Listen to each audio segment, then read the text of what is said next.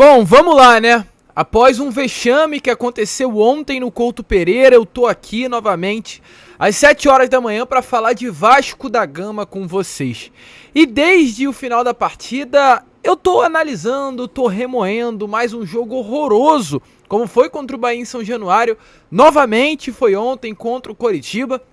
E realmente, a gente começa a observar, porque um time que empatou com o Coritiba, hoje, na minha humilde opinião e com todo respeito à instituição Coritiba, mas o pior time do futebol brasileiro de Série A, um time que não consegue desempenhar, um time que está 11 partidas sem vencer, um time que é o lanterna do Campeonato Brasileiro, o Vasco não pode empatar com ele.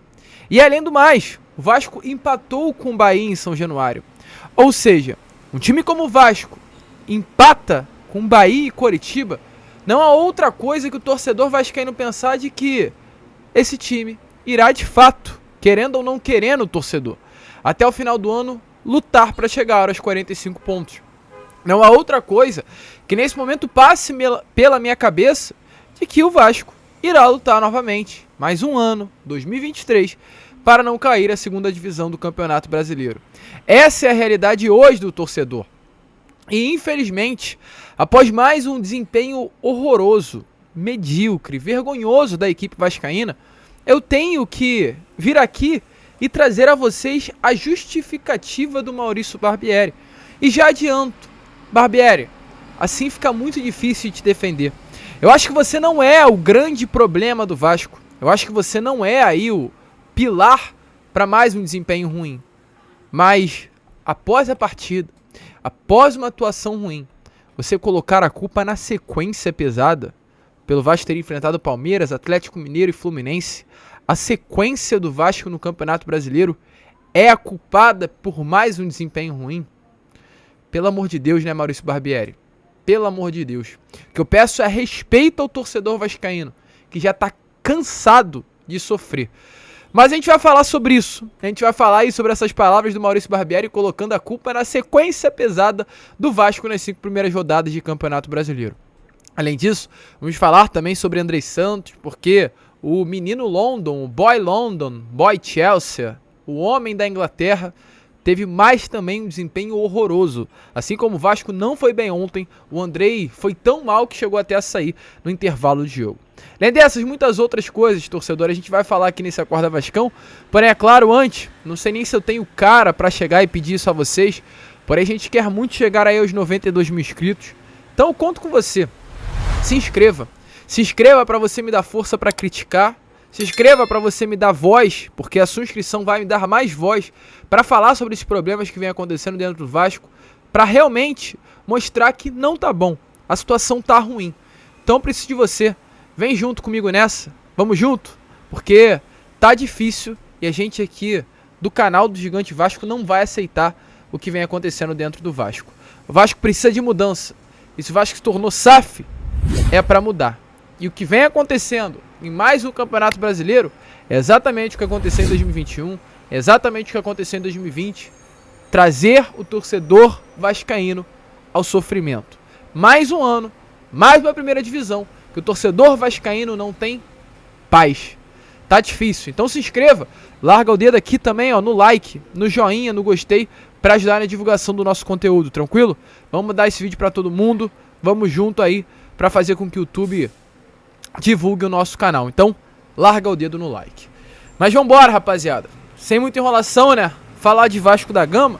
E eu chego aqui ao lado, ó, pra vocês darem uma olhada na tabela do Campeonato Brasileiro. Dá uma olhada aí, ó. Essa é a tabela atual. Que legal, né? O Vasco na 14ª colocação do Brasileirão. Mais um ano. O Vasco aí a 3 colocações acima apenas da zona do rebaixamento. Próxima partida é contra o Santos, domingo em São Januário. Vocês sabem muito bem que São Januário para apoiar é bom, né? Jogar em São Januário quando o clima tá legal, tá gostoso, é ótimo. Agora, meu amigo, da mesma maneira que São Januário é um grande caldeirão para ajudar, é um caldeirão também para jogar contra, para pressionar. Se esse time do Vasco não tiver psicológico, vai ser difícil de jogar em São Januário nessa temporada de 2023. E uma derrota domingo pro Santos, que eu espero que realmente não aconteça e acho que não vai acontecer, o Vasco pode terminar essa 6ª rodada na zona do rebaixamento. Mais um ano que o torcedor vascaíno tem que conviver com um fantasma do rebaixamento. Parece que a gente não ia mais viver isso, mas infelizmente estamos vivendo. Pois ontem, agora a gente entra para falar sobre Vasco Coritiba. Lá no Couto Pereira, o Vasco empatou pelo placar de 1-1 com o Coxa Branca. O jogo teve no geral 10 chutes ao lado do Coritiba e apenas 6 chutes a favor do Vasco da Gama. O Vasco terminou com 65% da posse de bola. E como a gente pode observar, exatamente o que a gente falou no pós-jogo gigante de ontem. O Coritiba pegou a bola e fez assim, ó. Toma ela, Vasco. Pode ficar com a bola. Sabe por quê, meu amigo? Porque o Vasco hoje é um time que não sabe propor jogo. A gente viu isso contra o Bahia em São Januário. A gente viu isso contra o Volta Redonda em Cariacica, quando o Vasco perdeu. A gente via isso contra clubes inferiores, que conseguiam, pelo menos, levar um perigo ao Vasco. A gente viu isso contra o próprio ABC na Copa do Brasil. Quando o Vasco tem que propor jogo, o Vasco não sabe o que fazer com a bola. Ontem, volto a repetir, o Coritiba fez isso. Entregou a bola ao Vasco e o Vasco não sabia o que fazer. No final do primeiro tempo, o Vasco acabou levando um gol ridículo, numa espetada, defesa toda desorganizada, uma bola cruzada, mais uma falha do Robson Bambu, que eu quero falar também nesse vídeo, o porquê essa insistência no Robson Bambu, porém uma falha dele e um gol ali no final da partida. O Vasco chegou ao empate no segundo tempo e uma bela jogada do Luco Orediano, que também iremos falar nesse Acorda Vasca mais pra frente, e um gol bonito do Eric Marcos, que foi um dos grandes destaques da partida de ontem no Couto Pereira contra o Coritiba. Acredito que de pontos aí altos que o Vasco teve no jogo, foi muito responsabilidade do próprio Eric Marcos nas jogadas de mano a mano e também do próprio Luco Orediano no lado direito. Um desempenho ruim, não justifica. Mais uma atuação ruim. Teve uma boa atuação do Eric Marcos, teve uma boa atuação do Luco Orediano, mas no geral o saldo é muito negativo. Mas sabe qual é o engraçado, torcedor? A gente olha para o desempenho do Vasco de ontem e se pergunta, né? De quem é a culpa? A culpa é do Barbieri? Será que a culpa é do Barbieri? Que é o treinador do Vasco, treina diariamente o time, né, o elenco. Será que a culpa é do Abel Braga, por ser o coordenador técnico? Será que a culpa é do Paulo Brax, diretor que contratou? Será que a culpa é da 777, que deu aval para o Paulo Brax contratar e trouxe ele para o cargo de diretor executivo? Ou será que a culpa é do Peck, do Pedro Raul, por ter perdido o gol, do Jair, do Rodrigo? De quem é a culpa? O torcedor vascaíno se pergunta, né? Ah, mas fica tranquilo. Barbieri respondeu de quem é a culpa. A culpa pro técnico do Vasco é a sequência pesada. Sequência pesada do Vasco nessas 5 primeiras rodadas de Campeonato Brasileiro. Gente, na boa, chega a ser engraçado pra não ser triste. Dê uma olhada aí nas palavras do técnico Cruz Maltino. A gente tem falado isso, eu acho que a gente pegou uma sequência muito pesada. É importante lembrar que o Palmeiras só perdeu 2 pontos no campeonato, foi pro Vasco. O Fluminense não conseguiu passar pelo Vasco. A gente conseguiu ganhar do Atlético Mineiro, que é uma grande equipe, então acho que foi uma sequência difícil. Eu acho que a gente tem buscado pontos importantes e a expectativa era que hoje a gente pudesse buscar mais do que a gente conseguiu, porque isso alçaria a gente a estar na parte de cima da tabela, que é o nosso desejo, que a gente está lutando muito para isso. Mas aí, falando do jogo em si, resultado bom não. Eu acho que em função da circunstância do jogo foi um resultado satisfatório, mas nunca bom, a gente queria ter buscado a vitória. Eu acho que a gente fez um primeiro tempo muito abaixo daquilo que a gente pode produzir, e foi um dos temas que a gente conversou no intervalo, e eu acho que no segundo tempo a gente conseguiu, em função das mudanças das peças, mas também de mudança de postura, de alguns ajustes, ter um domínio grande do jogo. Faltou finalizar mais, faltou gerar mais ocasiões de gol, mas conseguiu ter o domínio, fez o gol com mérito. Não me surpreenderia se a gente tivesse conseguido fazer o segundo gol. Eu acho que uma análise geral é isso. Chega a ser realmente engraçado, né? Uma sequência pesada que fez com que o Vasco ontem, diante do Coritiba, não conseguisse atuar. É importante alguém aí lembrar o Barbieri, se você vai lá no CT diariamente, se você tem aí o contato, uma brincadeira, dá uma brincada aqui pra suavizar do Barbieri, manda uma mensagem pra ele e avisa que o Vasco não tá na Copa do Brasil, o Vasco não tem uma Libertadores, porque se a sequência pro Vasco é pesada, estando apenas no Campeonato Brasileiro, imagina pros times que disputam, né, uma competição internacional, estão na Copa do Brasil, então não tem nem justificativa, cara. Falar de sequência pesada como um motivo de justificar mais uma atuação ruim Não é legal, de verdade. Não é legal mesmo. Sobre a partida de ontem, quero falar primeiramente sobre uma postura do Barbieri. Eu queria entender o porquê o elenco do Vasco chega ali aos 45 minutos quando tá empatando e gosta do empate. A gente viu isso contra a Fluminense, a gente viu isso contra o Palmeiras, com atletas fazendo cera, e ontem isso voltou a acontecer contra o Coritiba. O Vasco chega no final da partida e começa a segurar o jogo. Inclusive eu vi um momento, no final da partida, faltava 3 minutos, o Barbieri virou pro Léo e falou, ó, cabeça, faltam 3 minutos. Pra mim, esse cabeça, faltam 3 minutos, é segura, faltam 3 minutos, o empate tá bom. Isso é o que pelo menos passa a imagem dessa frase, né, do Maurício Barbieri. Cabeça, faltam 3 minutos, é tipo segura, não avança muito, faltam 3 minutos. E aí, pra fechar com chave de ouro, no final ali da partida, faltando 5 minutos para acabar o jogo, ele tira o centroavante.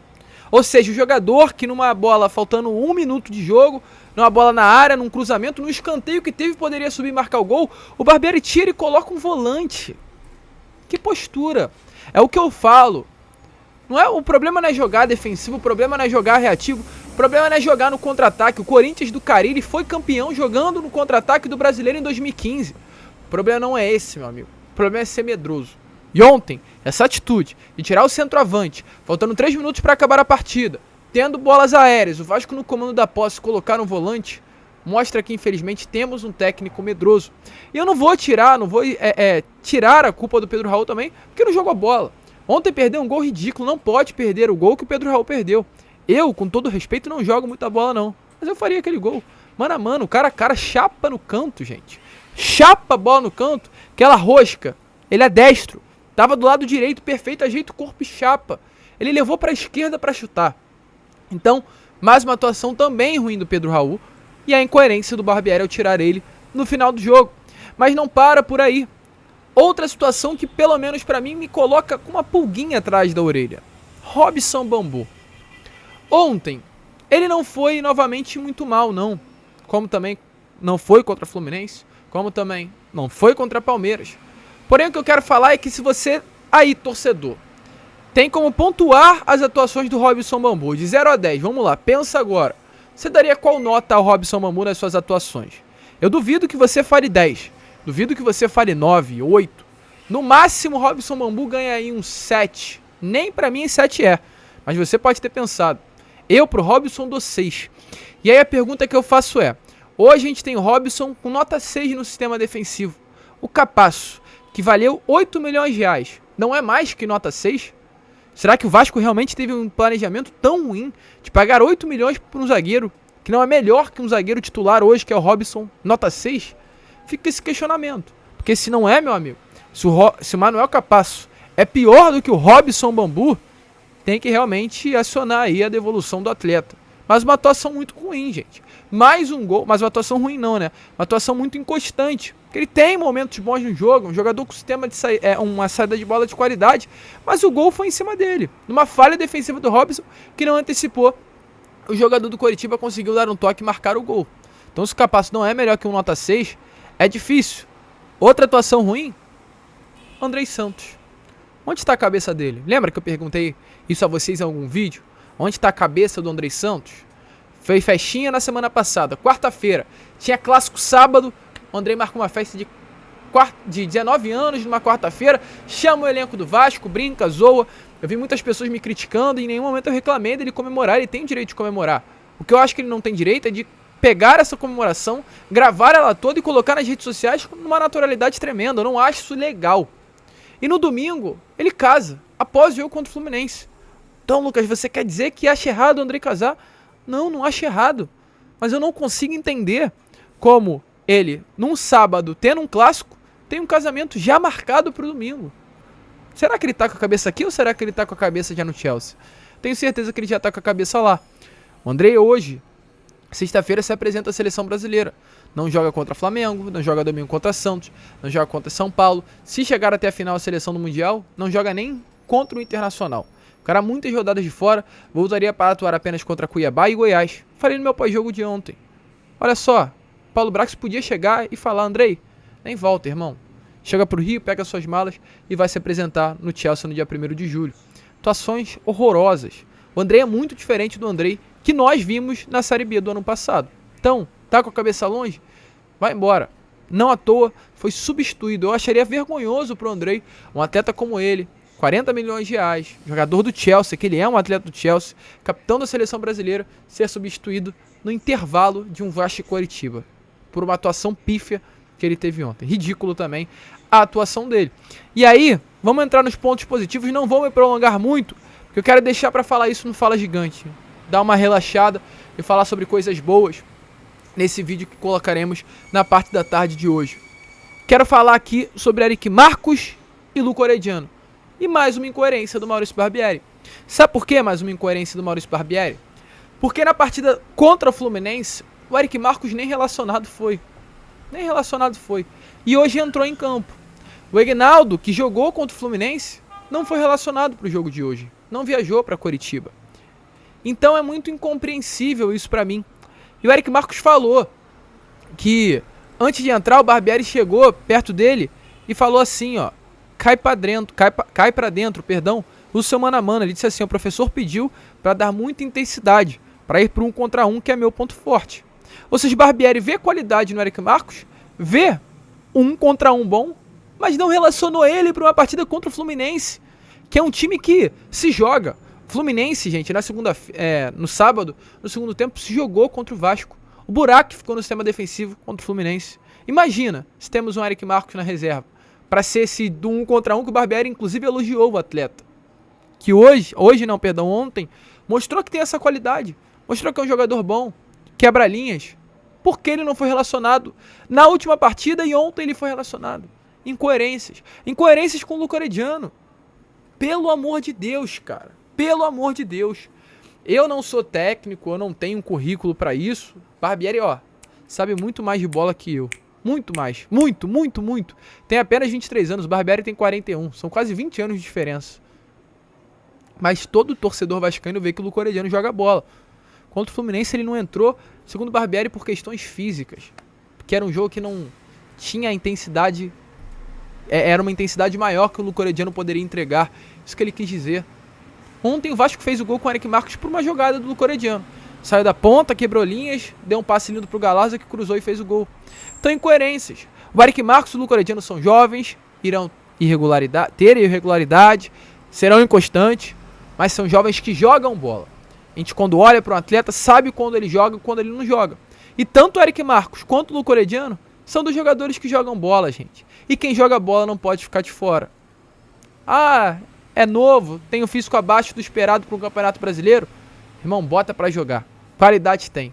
E quando o atleta tem qualidade, o físico, é claro, vai realmente ser um fator importante. Mas essa qualidade vai se sobressair. O Corediano mostrou isso, o Eric Marcos mostrou. Só espero que contra o Santos o Eric Marcos não venha a ser relacionado novamente. E pra fechar o vídeo, né, pontos importantes, jogaram bola. Grandes atuações do Eric Marcos também, do Luco Orediano. Só pra fechar, Jair. Que partida do Jair ontem. A gente fala tanto mal do Jair.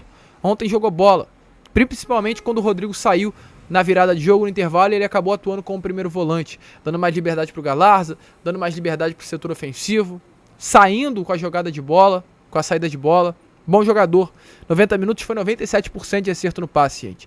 83 tentativas, 81 foram certas. Um passe decisivo, 85% de acerto nos lançamentos, um drible completo, 11 disputas de bolas ganhas, uma interceptação, 3 desarmes. Excelente partida do Jair. Quando a gente tem que criticar, a gente critica. Mas ontem foi muito bem. Se temos pontos positivos a se tirar nessa vergonha que aconteceu ontem lá no Couto Pereira, são elas Jair, são elas Orediano e são elas Eric Marcos. De resto, Barbieri tem que consertar e muito. O Vasco tem hoje, treinará em Coritiba, sexta-feira, terá apenas amanhã no CT Moacir Barbosa para treinar. Porque domingo já tem Vasco e Santos. O Vasco tinha sempre uma semana de descanso para conseguir ajeitar o time. Hoje, agora, apenas 2 dias. Vamos ver o que virá no domingo no Caldeirão. O vídeo foi longo, né? Mas foi bom. A gente vai ficar por aqui. Esse foi a Acorda Vascão para você já começar com tudo essa sexta-feira. E retornaremos aí hoje ainda com Fala Gigante e com Boa Noite Gigante, contando sempre com a presença de vocês. Vamos que vamos, fiquem com Deus. Como eu sempre falo no canal, Saudações vascaínas.